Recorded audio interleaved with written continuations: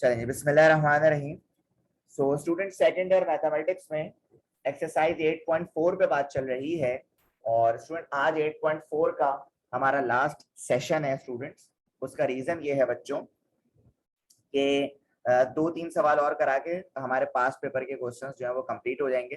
ठीक है, तो question number 27 students, question number 27 को जरा आप देखें।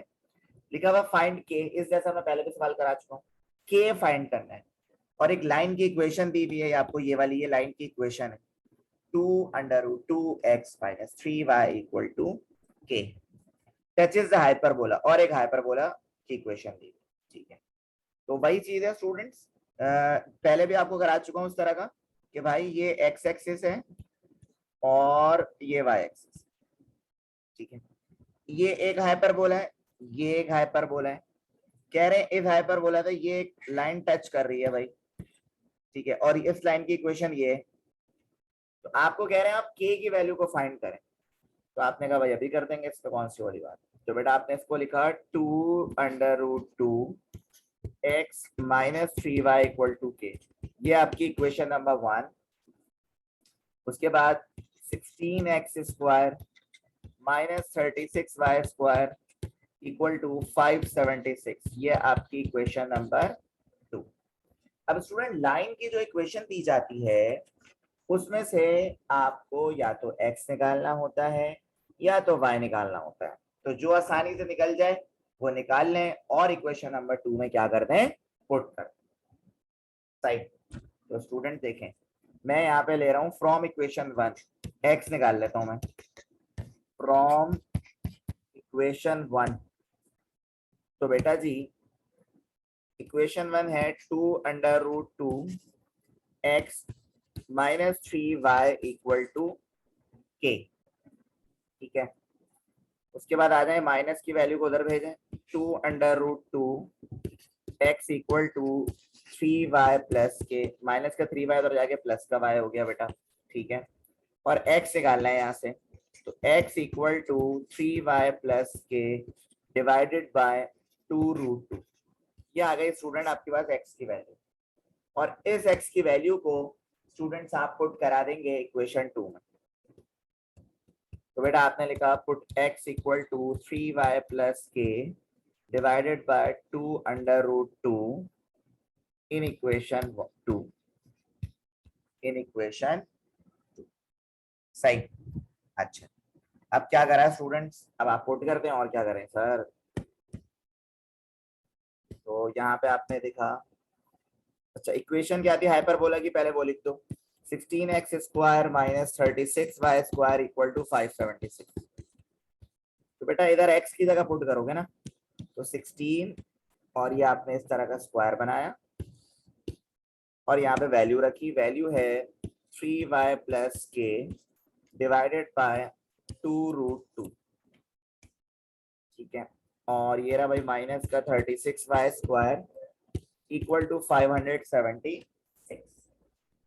अच्छा जी, अब क्या करें भाई, अब ये करें बच्चों 16 और 2√2 का स्क्वायर करोगे तो बेटा जी आपके पास क्या आएगा, इधर साइड में कर लेता हूँ मैं यहाँ पे 2√2 का स्क्वायर, तो 2 का स्क्वायर 4, स्क्वायर से रूट कैंसिल, 4 2 सा 8, एक तो ये वैल्यू आ गई 8। और इस पे स्क्वायर ऐसे होगा 3y + k पे होल स्क्वायर आएगा।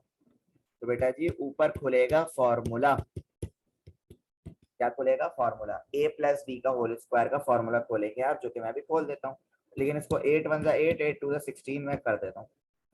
जब फॉर्मूला खोलूंगा तो ये आएगा 9y² + 6ky + k² minus 36y² = 576। ठीक है जी।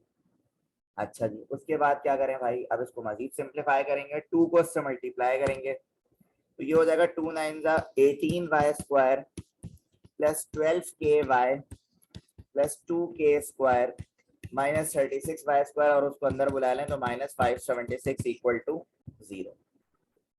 जब आप इसको मजीद सॉल्व कर लोगे बच्चों तो ये आपके पास हो जाएगा, अच्छा 18y² और -36y², ये हो जाएगा -18y²। सही, और plus 12ky plus 2k square minus 576 equal to 0। यहाँ से -2 कॉमन ले लो, तो 9y square minus 6ky minus k square plus 288 equal to 0। Minus का 2 मल्टीप्लाई हो रहा है बेटा, यहाँ जाके डिवाइड, और 0 divide by anything answer will be 0। तो 9y स्क्वायर माइनस 6ky और माइनस k स्क्वायर, ठीक है। तो बच्चों, और ये रहा प्लस 288। तो बेटा यहाँ से क्या होगा, आप क्वाड्रेटिक इक्वेशन बन गई आपके पास। क्या बन गई? Quadratic equation. सही। तो बेटा यहाँ पे ABC निकाल लो। A तुम्हारे पास आएगा 9 और B तुम्हारे पास आएगा माइनस का 6k, क्योंकि y को देख रहे हैं, और C आएगा 288 माइनस k स्क्वायर। ABC आ गया। तो उसके बाद वो वाली लाइन लिखते हैं जो मैंने आपको पहले भी सिखाई है स्टूडेंट। कौन सी वाली लाइन? ये वाली। Since line touches the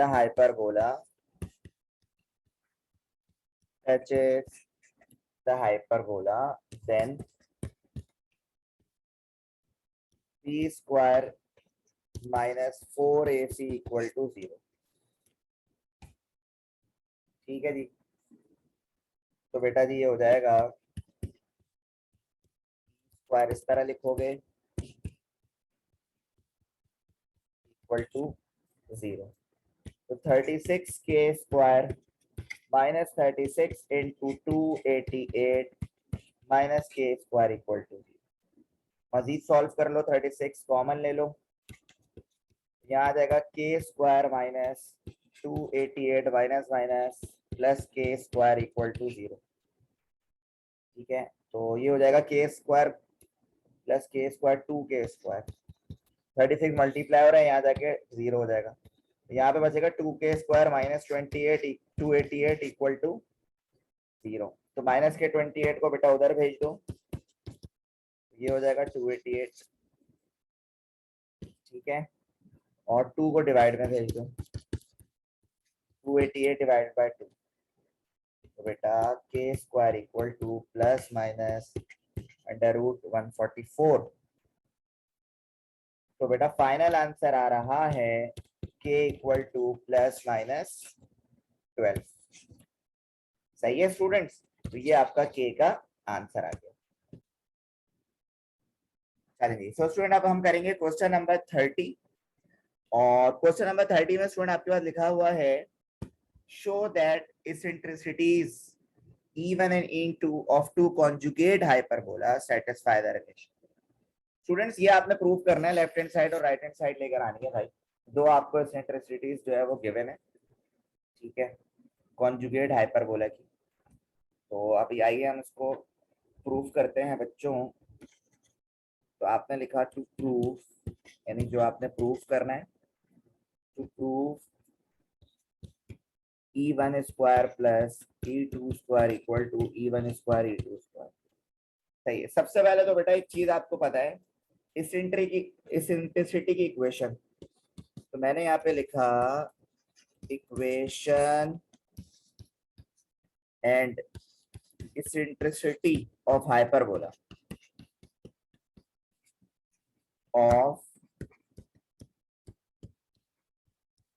hyperbola, x square upon A square minus y square upon B square equal to 1। सही। और इसेंट्रिसिटी 1 की अगर इक्वेशन लिखो तो ये आएगा सी अपॉन ए, से कह रहे हैं आप इक्वेशन 1। ठीक है। अब दूसरी आप लिखें इक्वेशन एंड कॉन्जुगेट हाइपरबोला की। तो इक्वेशन एंड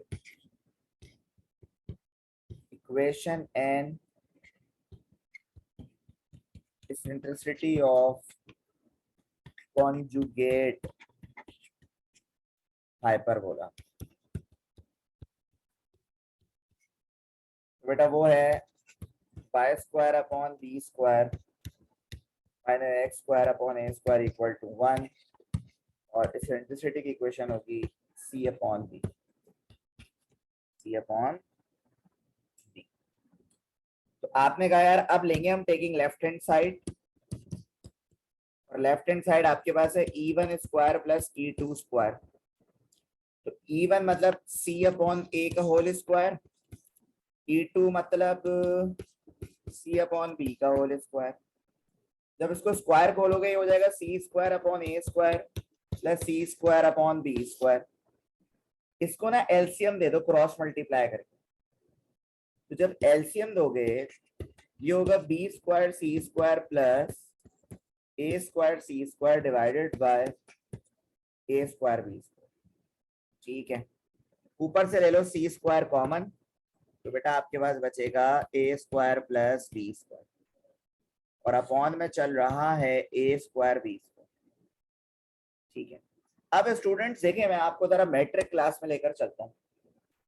हम लोग राइट एंगल ट्राइंगल की बात करते थे मैट्रिक क्लास में, इसकी बात करते थे राइट एंगल ट्राइंगल। तो जब राइट एंगल ट्राइंगल की बात करते थे स्टूडेंट हमारे जहन में एक फॉर्मूला आता था जिसका नाम होता था पाइथागोरस थ्योरम, है ना। ये होता था H square equal to P square plus B square, hypotenuse square equal to perpendicular square plus B square. इसको हमने ट्रांसफॉर्म करा था इसमें C square equal to A square plus B square, है ना। तो बेटा जी यहाँ पे ये जो A square plus B square आपको ये नजर आ रहा है, तो बेटा मैं यहाँ पे C square equal to A square plus B square यानी पाइथागोरस थ्योरम ही इंसर्ट करूंगा। A square plus B square की जगह मैं रखूंगा सी स्क्वायर, ठीक है, और अपॉन में चल रहा है ए स्क्वायर बी स्क्वायर। अब क्या करें, अब आप इसको इस तरह करें सी स्क्वायर अपॉन ए स्क्वायर इंटू सी स्क्वायर अपॉन बी स्क्वायर। तो बेटा जी सी स्क्वायर अपॉन ए स्क्वायर ये देखो किसका है, E1 स्क्वायर है, तो आपने लिखा E1 स्क्वायर इंटू और ये है E2 स्क्वायर। तो आप देख सकते हैं स्टूडेंट्स कि राइट हैंड साइड आपकी क्या हो गई है, प्रूफ। अच्छा जी स्टूडेंट्स आपको क्या कह रहे हैं क्वेश्चन नंबर 3 में, prove that the parabolas x square equal to 4ay and y square equal to 4bx। दो पैराबोला दिए हैं भाई आपको, कह रहे हैं भाई intersect an angle of, intersect कर रहे हैं एक angle, basically you have to find the angle. देखो ये रहा तुम्हारा एक्स एक्सिस, ये रहा तुम्हारा वाई एक्सिस, ठीक है। अब पैराबोला तो मैं बता यूं बनता है भाई, एक यहाँ बनते हैं और एक यूं, दो पैराबोला। कह रहे हैं ये जो दोनों पैराबोला टच कर रहे हैं इनके दरमियान एंगल मालूम करो, और इनका जो एंगल आएगा वो ये आएगा भाई, ये आएगा, सही है, ये कह रहे हैं भाई आपसे। तो दो पैराबोला की इक्वेशन आपके पास मौजूद है, दोनों में से किसी भी एक इक्वेशन से आप एक्स या वाई निकाल लें, दूसरी में पुट कर दें, सही है। तो मैं भी यही काम कर रहा हूँ।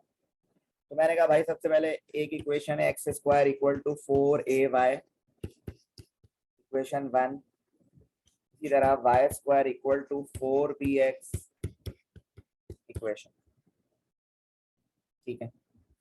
उसके बाद कोई सी भी इक्वेशन से मैंने कहा निकाल सकते हैं, तो मैं ले रहा हूँ फ्रॉम इक्वेशन 1 से अगर मुझे y निकालना है तो 4a मल्टीप्लाई हो रहा है नीचे आकर डिवाइड हो जाएगा, तो ये हो जाएगा एक्स स्क्वायर अपॉन 4a, इसे कहते हैं इक्वेशन 3, और जो क्या पुट करेंगे कहाँ, इक्वेशन 2। तो मैंने यहाँ पे लिखा put y equal to x square upon 4a in equation 2।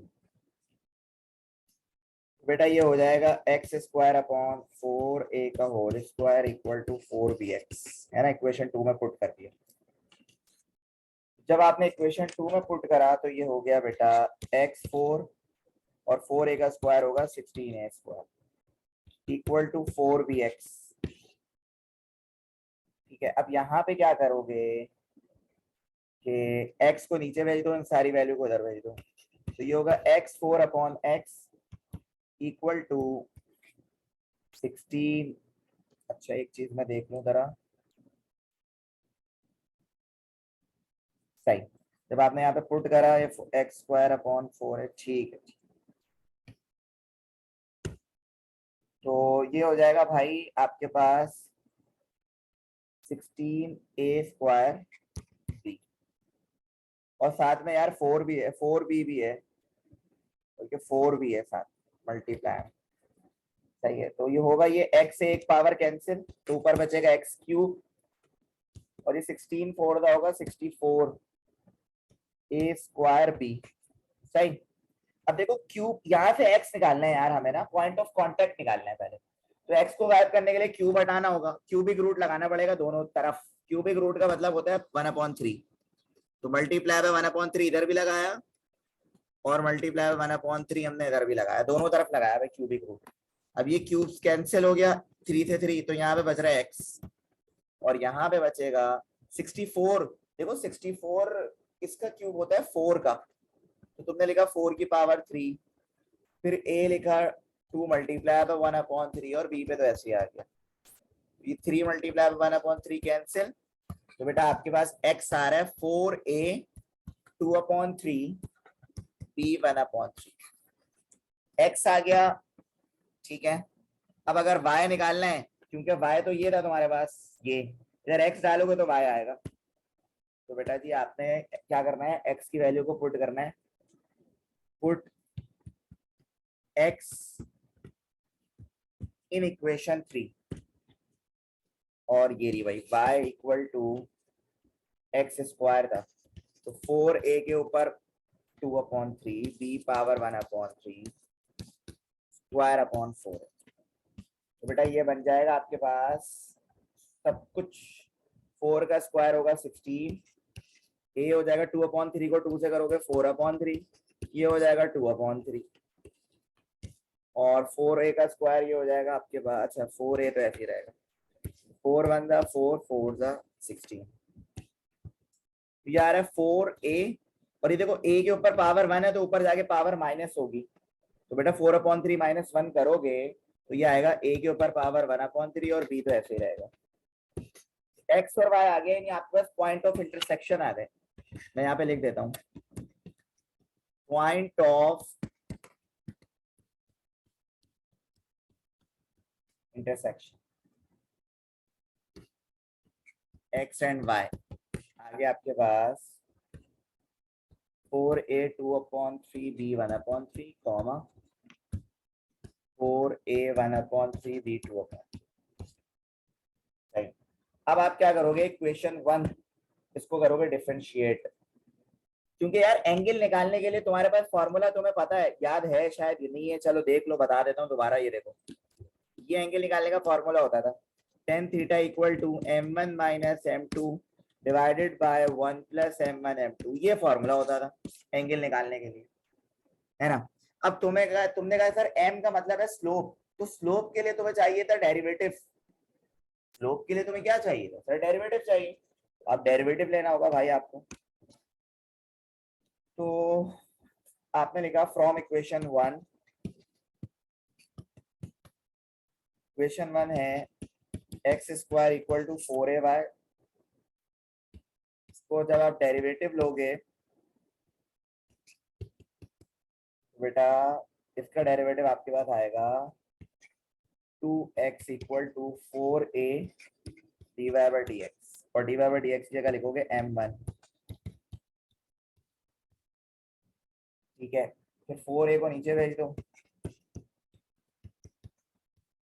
2 1 जा 2 2 जा m1 equal to x upon a, सही है, x/2 है बच्चे। अब x की वैल्यू तो तुम जानते हो भाई, थोड़ी देर पहले निकालिए, पुट कर दो यहाँ पे 4a 2/3 b पावर 1/3, और नीचे चल रहा है 2a, 2 1 जा 2 2 जा, और a की पावर 1 है बेटा, ऊपर जाके पावर माइनस होगी, m1 स्टूडेंट्स आपके पास आ रहा है फाइनल सॉल्व करने के बाद ऊपर 2b पावर 1/3, और नीचे आ रहा है a की पावर 1/3, ये आ रहा है m1, सही है। अब आप इक्वेशन नंबर 2 निकालोगे, तो आपने यहाँ पे लिखा from equation 2 y square equal to 4bx को डिफरेंशिएट करोगे तो बेटा ये हो जाएगा dy by d x y square equal to d by d x 4bx। Differentiate करोगे बेटा जी तो आपके पास ये हो जाएगा 2/m2 इक्वल टू 4b और m2 equal to 4b upon 2y। 2 1 जा 2 2 जा, तो m2 equal to 2b upon y।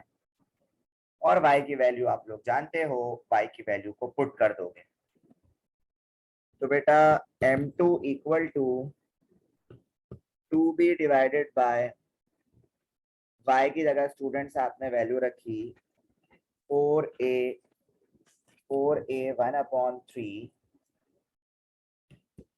और b की वैल्यू रखी 2 अपॉन। ठीक है, इसको जब मजीद सॉल्व करोगे बेटा 2 1 जा 2 2 जा ये सब जब सॉल्व कर लोगे तो आपके पास m2 आ रहा है b की पावर 1 अपॉन 3 और 2a 1 अपॉन। m1 m2 आ गया। अब डायरेक्ट फॉर्मूला लगा के कहानी खत्म करो यार। तो फॉर्मूला लगाया, अब आपने रेड से लिख देता हूँ tan theta equal to m1 minus m2 divided by 1 plus m1 m2। तो वैल्यूज पुट करनी है, यहाँ पे कर देता हूँ मैं। m1 की वैल्यू सबसे पहले आपने m1 की वैल्यू है 2b पावर 1 अपॉन 3 a की पावर 1 अपॉन 3 माइनस, अच्छा जी, माइनस b की power 1 upon 3 divided by 2a power 1 upon 3। इसी तरह नीचे भी यही वैल्यू रखनी होगी प्लस में मल्टीप्लाई में 2b a 1 अपॉन 3 और ये रहा भाई b। ठीक है, अच्छा अब क्या करोगे बच्चों, ये 2 से ये वाला 2 कैंसिल,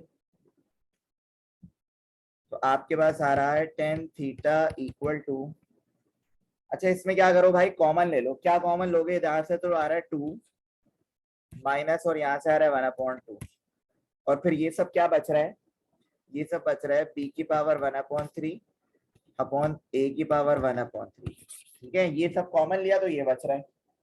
जरा नीचे क्या करोगे भाई, बच रहा है 1 प्लस b की पावर, इन दोनों पावर देखो बेसिस सेम होती है, मल्टीप्लाई में पावर ऐड होती है 1/3 1/3 ये होगा 2/3। अच्छा जी, नीचे भी हो जाएगा a की पावर 2/। अब इसको हम थोड़ा कर लेंगे सिंप्लीफाई, इस 2 के नीचे कुछ नहीं है, 1 क्रॉस मल्टीप्लाई करके सिंप्लीफाई कर लेंगे। तो बेटा जी जब आप 2 माइनस 1/2 को सिंप्लीफाई करोगे ना तो ये आएगा तुम्हारे पास 3/2। सही है, और ये रहा b की पावर 1/3 a की पावर 1/3 मल्टीप्लाई बाय a की पावर 2/3 डिवाइडेड बाय a की पावर 2/3 प्लस b की पावर 2/3। सही, उसके बाद आप इसको मजीद भी सॉल्व कर सकते हो। कैसे सॉल्व करते हो मैं अभी आपको बताता हूँ। तो ये लिखा आपने 3/2। ठीक है, अच्छा इसको सॉल्व कैसे करोगे बेटा, सॉल्व ऐसे करेंगे आप, हाँ पावर ऊपर लेकर आओगे, सही सही सही। तो ये हो जाएगा आपके पास a की पावर 2/3 ये वाली, इस पावर को भी ऊपर लेकर आओगे हो जाएगा -1 और आपके पास क्या बच रहा है फिर b की पावर 1/3। सिर्फ पावर का गेम है बच्चों, बस और कुछ भी नहीं। tan इनवर्स थीटा को इधर भेजो, थीटा को तो अपनी जगह पे, tan को इधर भेजो, tan इनवर्स 3/2 और फिर ये तुम लोग के पास क्या बच रहा है, एलसीएम वगैरह लोगे जब इन सबको सॉल्व करोगे तो तुम्हारे पास वही बचेगा जो क्वेश्चन में, a की पावर 1/3 b की पावर 1/3 डिवाइडेड बाई a की पावर 2/3 प्लस b की पावर 2। ये रहा तुम्हारी फाइनल वो आंसर जो आपके क्वेश्चन में मौजूद था। और इसी के साथ स्टूडेंट्स हम 8.4 के हमें इतने ही पास पेपर के क्वेश्चंस करने थे जो आपके एग्जाम पॉइंट ऑफ व्यू से इंपॉर्टेंट है बच्चों। तो ये हमारा आज का सेशन